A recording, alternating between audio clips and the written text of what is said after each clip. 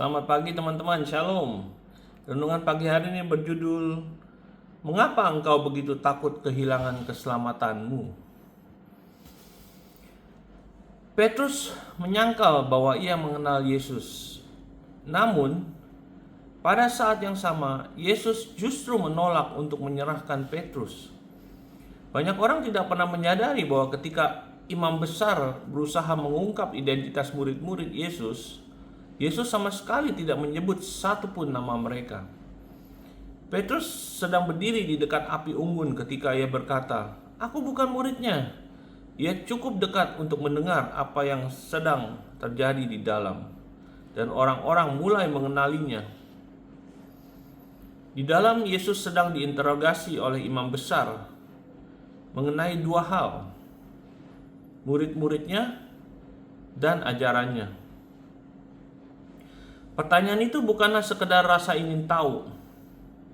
Dalam sistem hukum pada waktu itu, jika murid-murid Yesus dapat diidentifikasi sebagai rekan dalam sebuah gerakan yang dianggap memberontak, mereka semua dapat ditangkap, diadili, bahkan dihukum mati. Imam besar bukan sedang berbasa-basi. Ia sedang mencari nama-nama. Ia hanya membutuhkan satu jawaban dari Yesus untuk menghancurkan seluruh gerakan itu dalam satu malam. Menyingkirkan Yesus, ajarannya, dan semua orang yang mengikutinya sebelum matahari terbit. Yesus berdiri di sana dalam keadaan terikat, sedang diadili demi nyawanya sendiri. Namun dia tahu persis mengapa pertanyaan itu diajukan. Yesus bisa saja mengarahkan perhatian kepada murid-muridnya dan menyebutkan nama mereka. Ia bisa memberi tahu para pemimpin agama di mana mereka biasa berkumpul dan siapa saja yang selalu bersamanya. Lagi pula, Petrus, murid yang paling menonjol, berada tidak jauh dari situ. Tetapi Yesus tidak melakukannya. Sebaliknya Yesus menjawab, "Aku berbicara terus terang kepada dunia. Aku selalu mengajar di rumah-rumah ibadat dan di bait Allah, tempat semua orang Yahudi berkumpul. Aku tidak mengatakan sesuatu pun secara sembunyi-sembunyi. Mengapa engkau bertanya kepadaku? Tanyakanlah kepada mereka yang telah mendengar apa yang kukatakan." Jawaban itu bukanlah upaya menghindar. Itu adalah argumen hukum yang sangat tepat. Menurut hukum Yahudi, seseorang tidak dapat dihukum hanya berdasarkan kesaksiannya sendiri. Hukum menuntut adanya saksi-saksi. Dengan menunjuk kepada orang banyak yang telah mendengar pengajarannya secara terbuka, Yesus sedang mengingatkan pengadilan. Pengadilan itu akan prosedur hukum yang benar. Bukti yang mereka perlukan tersedia secara terbuka. Gunakanlah jalur hukum yang semestinya. Ia mengarahkan mereka kepada orang banyak yang telah mendengarnya. Ia tidak mengarahkan mereka kepada Petrus atau murid tertentu. Lalu seorang penjaga menampar wajah Yesus. Perhatikan baik-baik momen itu. Respons Yesus terhadap tamparan itu juga merupakan argumen hukum.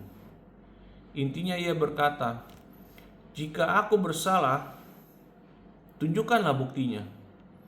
Tetapi jika aku benar, maka tindakan yang melanggar hukum di sini adalah tamparan itu." Yesus terus menyingkapkan ketidakadilan persidangan itu, sambil tetap tidak mengungkapkan apapun yang dapat digunakan untuk menjerat murid-muridnya. Sementara itu, Petrus sedang menyangkal pribadi yang masih melindunginya. Renungkanlah pemandangan ini. Di luar, Petrus berusaha menyelamatkan dirinya sendiri. Ia mengira penyangkalannya akan membuatnya aman. Di dalam, Yesus menolak menyelamatkan dirinya dengan mengorbankan Petrus. Petrus tidak tahu bahwa Yesus telah lebih dahulu berdiri di antara para pejabat itu dan murid-muridnya. Semuanya sebenarnya sudah dimulai di Taman Getsemani.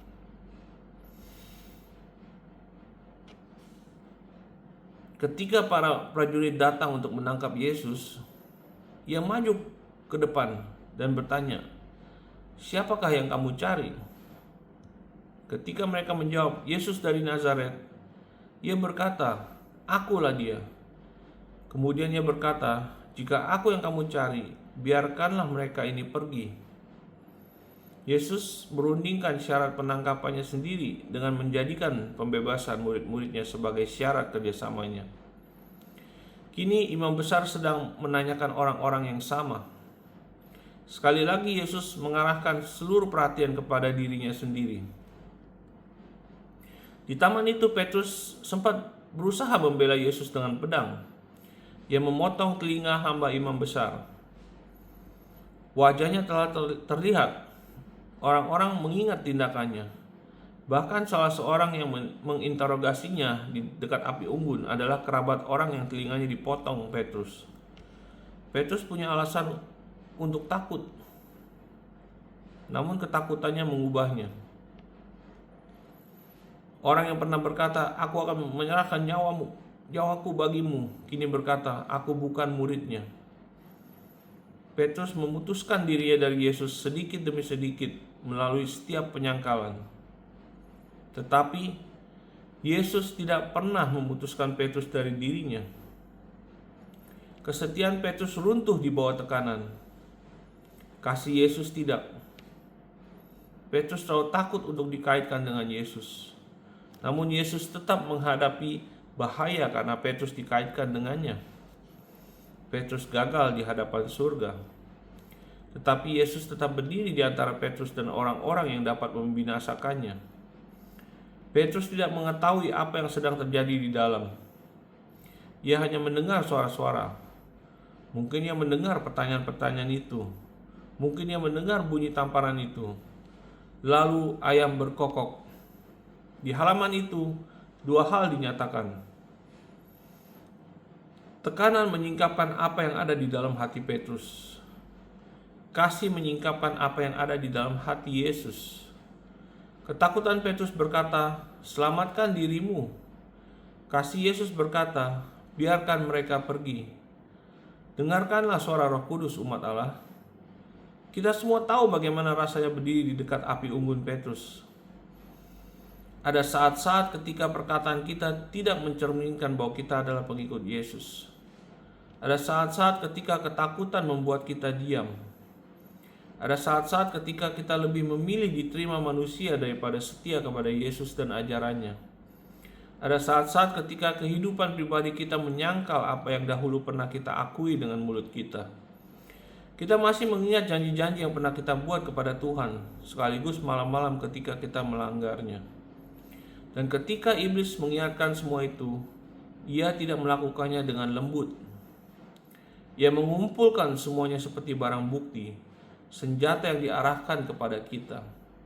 Kegagalanmu dijadikan alasan mengapa engkau seharusnya ditolak. Setiap penyangkalan dijadikan argumen melawan keselamatanmu. Ia menunjuk kepada api unggun dan berkata, "Lihat apa yang kamu lakukan." Ia menunjuk kepada masa lalumu dan berkata, "Lihat apa yang kamu lakukan." Ia menunjuk kepada kelemahanmu dan bertanya, "Bagaimana mungkin orang sepertimu masih menjadi milik Kristus?" Namun Roma 8 mengajukan pertanyaan yang berbeda.